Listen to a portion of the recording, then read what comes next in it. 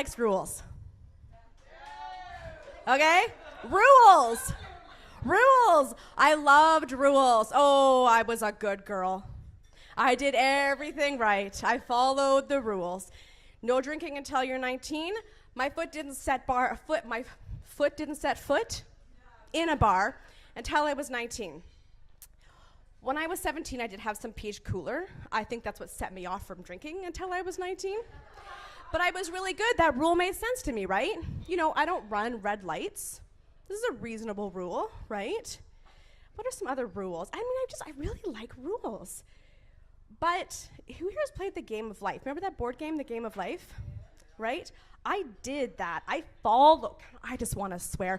Here's my thing. I get angry to push down the sadness that Lisa has invoked today. Are y'all okay? Because I was told no F-bombs. Are you okay with some F-bombs? So I followed the friggin' rules, you guys. I went to school, okay? I got the job, right? I got the spouse. I got the condo, I got the dog, I got the career, I got the travel. I had it all, and I was friggin' miserable because I didn't want any of it. I remember walking down the aisle, squeezing my dad's arm, going, Lindsay, what are you doing? You don't want this, you don't want this. But I did it. I remember buying my first house, moving out of Vancouver. I'm from Vancouver because, like here, nobody can live in Vancouver. So I left the city to buy my first condo with my then spouse. I didn't want to. I didn't want to leave the city. I felt like I was dying, but I did it because that's what you do, right? I had the dog. I loved the dog. Her name was Daisy. She was a Chihuahua. I loved the dog. I got her in the divorce. Oh, wait. I just blew the punchline. So you all knew that was coming. Come on. She burned her life to the ground. I was following the rules. I was really, really good at it, and I was getting everything I thought I ever wanted, and I just was miserable. I was lonely, surrounded by people, surrounded by a spouse, and I was lonely. As I started to wake up to that, anyone spend a week on their couch straight, not answering the phone and watching TV and not showering, right? That was a clue something was wrong. I started to wake up to that and started to unravel why I wasn't happy, what was going on. Now, I am very fortunate. Much like John, my then husband also sat me down to say he was leaving. But the way he did it was to leave a computer email open of him and his girlfriend making out on a road trip to Seattle one weekend. Asshole. Nah, he's got a kid now, we talk, it's fine. You know, whatever. Dick.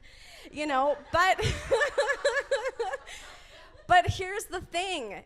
I would have never ended it. I never would have. I would have stayed in an unhappy marriage with someone I didn't like, but, you know, was married to, forever. And he, thankfully, just burned that bitch to the ground. And that was it. That was the beginning of me starting to say, okay, what is important to me? Who am I? What do I want? Guess what the answer was? I had no freaking idea. I had no idea. I was like, I will never forget. So I left my house and I went back to the city and I moved into a house with 10 women. Oh. Yes. That's the reaction I get every time. 10 women. Oh. It was awesome. It was awesome because for the first time in my life, I was surrounded by women who were, nobody is from Vancouver, and that includes these women. Nobody was from there. There was Sarah from Sweden, other Sarah from Germany, and Terry from Australia, and France from France. And there was all my awesome friends that, thank you, all my awesome friends that had taken that adventure to come across the world to another city to live. So I took that as inspiration, right? I began to explore, what does that mean? What does the adventure of my life look like? What do I want out of my life? I remember sitting there at my desk in my little tiny room, and it was very small. It was maybe this, not even this big. It was tiny. And I sat there asking that question, and I had no answer. But I did know that I was sick of following the rules. I was done. They had gotten me nowhere.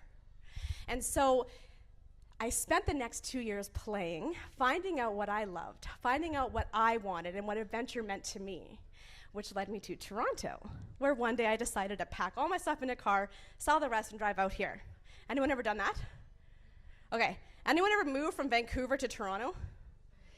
So when I say it's like moving to another planet, believe me. So many days that I spent going home crying, tail between my legs, Toronto 1, Lindsay 0. Toronto 2, Lindsay 0. This city kicked my butt. Following the rules that I was used to following back home didn't work here. In fact, the more I tried to follow them, the worse off I did here. Because see, Toronto, I call Toronto the GFY city. Does anyone know what GFY means? Right? It's the go F yourself city. Nobody here cares about you. And that was really hard for me to accept. But once I did, okay, I'll give you guys a moment. Come on, my time's clock going down. Don't take too long to laugh. Okay, so I got a lot to say here. Okay, so the GFY city, thank you. But when I learned to understand that nobody cares about you, man, no one cares about you. No one cares what you do. No one cares what you say. No one cares what you wear. No one cares. There is such freedom in that. You know, you can do whatever you want. So other than the basic rule, do no harm, can we all agree, do no harm to yourself and others? After that, it's a free-for-all. So really that's what I want to come up here and talk about, what I just talked about, which is that rules are dumb, okay? And follow the ones that keep us safe, absolutely. But those stupid rules that you're following because you think that's what you're supposed to do, that's what you should do, oh man, ditch those and really ask yourself, who am I? What do I want? What does the adventure of my life look like?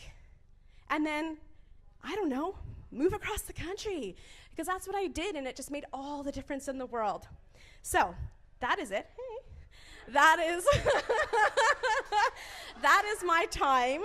Thank you very much, and screw rules!